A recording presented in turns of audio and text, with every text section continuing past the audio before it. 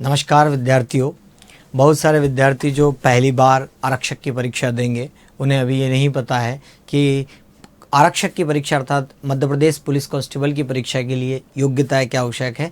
बहुत सारे लोगों के मैसेज आए जिन्हें पता नहीं था, जो पहली बार आरक्षक की परीक्षा देंगे, जो तैयारी करना चाहते हैं या आने वाले समय में परीक्षा देंगे, उन लोगों के लिए वीडियो है कि आप अगर आरक्षक की परीक्षा देना चाहते हैं तो उसके लिए आपको क्या योग्यता होनी चाहिए।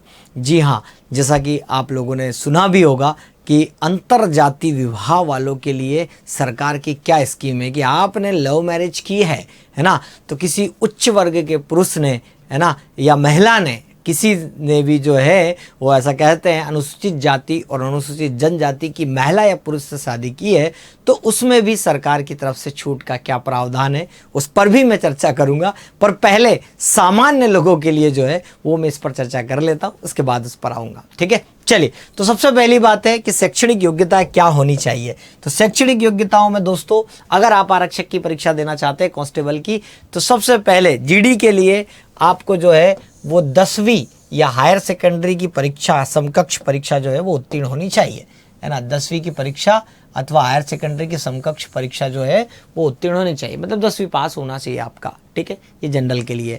लेकिन अनुसूचित जाति और अनुसूचित जनजाति हेतु क्या चाहिए आपका, तो वो 8वीं चाहिए या 8वीं के समकक्ष कोई परीक्षा उत्तीर्ण हो, मतलब 8वीं पास व्यक्ति अनुसूचित जाति का आरक्षक की परीक्षा दे सकता है, ये योग्यता चाहिए। और जनरल का व्यक्ति अगर है तो वो आपका 10वीं या उसके समकक्ष। ठीक है, जीडी की भी यही कहानी है। तो सबसे पहले मैंने आपसे बात कर ली कि आपकी जो है वो योग्यता क्या चाहिए। तो योग्यता तो मैंने आपको बता दी कि पहली योग्यता, और योग्यता कैसी, शैक्षणिक योग्यता, न्यूनतम शैक्षणिक योग्यता इतनी चाहिए, अधिकतम कितनी भी होगी वो भी चलेगी। इसके बाद आगे हम बात करते हैं कि भाई साहब आयु सीमा, जैसा कि आप सभी लोगों को लगा है कि कितनी आयु होनी चाहिए आपकी, न्यूनतम कितनी होनी चाहिए और अधिकतम कितनी होनी चाहिए। तो आयु सीमा में भी जो है वो उसके प्रावधान है।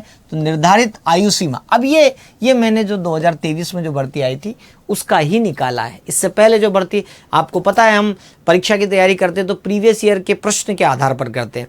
तो जो अभी भर्ती आने वाली उसमें अलग आएगा, ये पिछली भर्ती का है कि पिछली भर्ती में क्या योग्यता चाहिए, वही योग्यता रहती है। थोड़ा बहुत ऊपर नीचे होता है लेकिन 99% तो चीज़ें वही रहती है। अब जैसे देखिए कोविड आ गया था, वैसे तो आयु सब में 33 वर्ष दे रखी है ना, 33 वर्ष दे रखी है, लेकिन कोविड के कारण 3 वर्ष और बढ़ा दी। जैसे कि पुरुष, मध्य प्रदेश के जो अनरिजर्व्ड जनरल के जो पुरुष हैं उनकी आयु, जो अधिकतम आयु होनी चाहिए वो 33 वर्ष होनी चाहिए। कितनी होनी चाहिए, अधिकतम आयु 33 वर्ष। लेकिन कोविड के कारण इनकी कितनी कर दी थी, 36 साल। ठीक है, 36 वर्ष। सेम टू सेम जो आर्थिक रूप से कमजोर श्रेणी के हैं, ईडब्ल्यूएस वाले, है ना, ईडब्ल्यूएस वाले को भी यही है। इसके बाद पुरुष या महिला अन्य प्रदेश के आदिवासी जो किसी और प्रदेश के हैं लेकिन एमपी में अप्लाई कर रहे हैं, उनके लिए भी यही कहानी है। और सभी श्रेणी की महिलाओं के लिए जो है 38 वर्ष, महिलाओं के लिए एक विशेष जो है कंडीशन में इन्होंने स्टार बना रखे हैं, उनके लिए एक अलग। लेकिन आप अगर नॉर्मल देखा जाए तो पुरुष या महिला अन्य के हैं तो 36 वर्ष जो है वो अधिकतम दी है। न्यूनतम जो है मतलब अधिकतम जो है वो कितने आयु तक आप दे सकते हो, तो 36 वर्ष तक दे सकते हो। ठीक है, क्लियर है।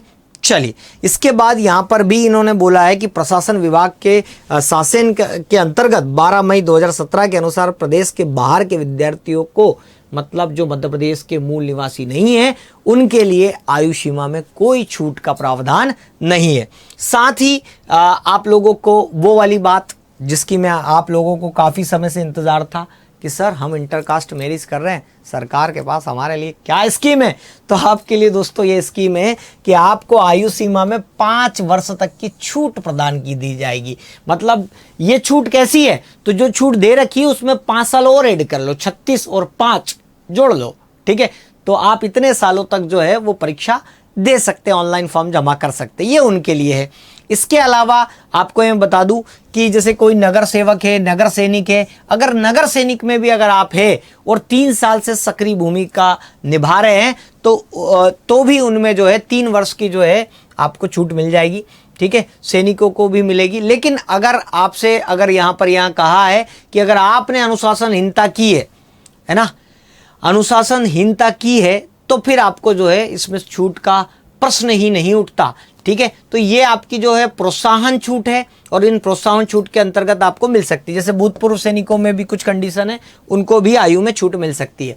साथ ही मैं आपको ये भी बता दूं कि इन्होंने और स्पष्ट किया है कि कोई व्यक्ति जो है वो अगर नगर पालिका वगैरह में है आयु में, अगर वो नगर पालिका परिषद वगैरह में काम कर रहा है, जैसे कोई नगर निगम में, नगर पालिका में, स्थानीय निकाय, जिला पंचायत या जिला पंचायत जैसे में काम कर रहा है, तो उनको आयु सीमा में कोई छूट नहीं रहेगी। नहीं तो आप सोचे कि सर हम सरकारी हैं और हमको छूट मिलेगी क्या, तो बिल्कुल नहीं, ऐसे कर्मचारियों को जो है वो छूट का प्रावधान यहाँ पर नहीं है।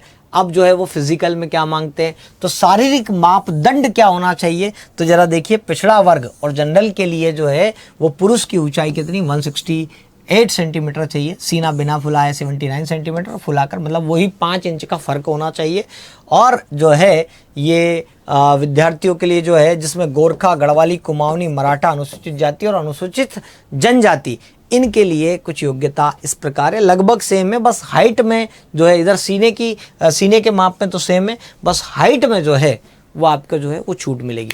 बाकी लगभग योग्यता है, मैंने इससे पहले वीडियो बनाया है, उसमें मैंने आप सभी लोगों को ये योग्यता बता दी। इसके अलावा फिजिकल में उन्होंने कहा है कि आपके जो विद्यार्थी वो किसी भी प्रकार से अपंग नहीं होना चाहिए, नौकनी और फ्लैट फुट आपका जो है वो नहीं होना चाहिए, ठीक है।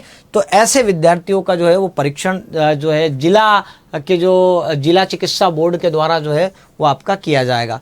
तो मैंने आपको इन सब की योग्यता बता दी कि अगर आप आरक्षक का फॉर्म भरने की जो है वो इच्छा रखते हैं तो ये योग्यता आपको पूरी करनी चाहिए, तभी आप आरक्षक का जो है वो फॉर्म भर पाएंगे। फॉर्म तो अगर आप भर भी देंगे तो फाइनल सिलेक्शन जो है वो आपको अगर ज्वाइनिंग लेनी है तो ये सारी योग्यताएं जो है आपको पूरी करनी पड़ेगी। तो ये इन्फॉर्मेशन वीडियो है जो आप सभी को दिया है। और साथ ही अगर आप तैयारी करना चाहते हैं आरक्षक की तो उत्कर्ष क्लासेस के माध्यम से आप अपनी तैयारी को और बेहतर बनाते हैं। उत्कर्ष क्लासेस की जो है यूट्यूब पर भी लगातार जो है फ्री कक्षाएं चलती है और ऐप के माध्यम से भी आप अपनी तैयारी को जो सुनिश्चित कर सकते हैं, ठीक है। तो ऐसी ही इन्फॉर्मेटिव वीडियो और साथ ही अपनी तैयारी को बेहतर बनाने के लिए आप उत्कर्ष क्लासेस से जुड़ सकते हैं। इसके लिए आप जो है वो इस चैनल को सब्सक्राइब कर सकते हैं। बहुत बहुत धन्यवाद।